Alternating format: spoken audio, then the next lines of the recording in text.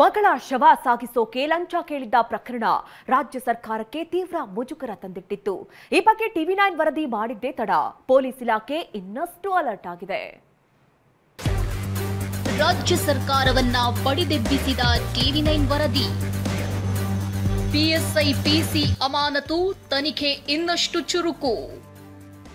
ಹೌದು, ಭಾರತ್ ಪೆಟ್ರೋಲಿಯಂ ನಿಗಮದ ನಿವೃತ್ತ ಅಧಿಕಾರಿ ಶಿವಕುಮಾರ್ ನಗರದಲ್ಲಿನ ಲಂಚಕೋರರ ಬಗ್ಗೆ ಪೋಸ್ಟ್ ಮಾಡಿದ್ರು. ಪುತ್ರಿ ಅಂತ್ಯಕ್ರಿಯೆಗಾಗಿ ತಾವು ಕೊಟ್ಟ ಲಂಚವನ್ನ ವಿವರಿಸಿದ್ರು. ಟಿವಿ9 ಈ ಬಗ್ಗೆ ನಿರಂತರ ವರದಿ ಪ್ರಸಾರ ಮಾಡಿತ್ತು. ಈ ವಿಷಯ ಸಂಚಲನ ಸೃಷ್ಟಿಸುತ್ತಿದ್ದಂತೆ ಪೊಲೀಸ್ ಇಲಾಖೆ ಬೆಳ್ಳಂದೂರು ಪಿಎಸ್ಐ ಸಂತೋಷ್ ಪಿಸಿ ಗೋರಖ್ನಾಥ್ ಅಮಾನತುಗೊಳಿಸಿದೆ. ತನಿಖೆ ಇನ್ನಷ್ಟು ಚುರುಕುಗೊಳಿಸಿದೆ.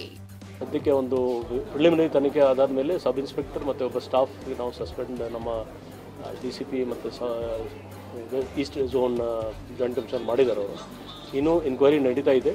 ಇನ್ನು ಬೇರೆಯವ್ರದ್ದು ಇದರಲ್ಲಿ ಕೈವಾಡಿದರೆ ಅವ್ರ ಬಗ್ಗೆ ಕೂಡ ಕ್ರಮ ತಗೊಳ್ತೀವಿ.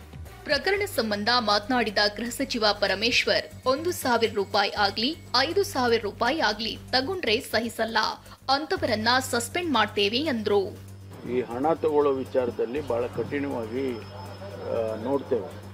ಅದರಲ್ಲಿ ಪೊಲೀಸ್ ಇಲಾಖೆಯಲ್ಲಿ ಯಾವುದೇ ರೀತಿ ಇಂಥ ಮಾಹಿತಿಗಳು ನಮಗೆ ಬಂದರೆ ಅದು 1,000 ರೂಪಾಯಿ ಇರ್ಬೋದು, 5,000 ರೂಪಾಯಿ ಇರ್ಬೋದು, 500 ರೂಪಾಯಿ ಇರ್ಬೋದು, ಹಣ ತಗೊಳ್ಳೋದ ಅದನ್ನು ನಾವು ಯಾವುದೇ ರೀತಿಯಲ್ಲಿ ಕೂಡ ಎನ್ಕರೇಜ್ ಮಾಡೋದಿಲ್ಲ.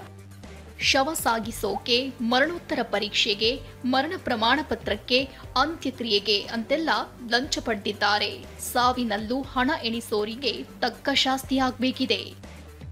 Bureau report ಟಿವಿ9.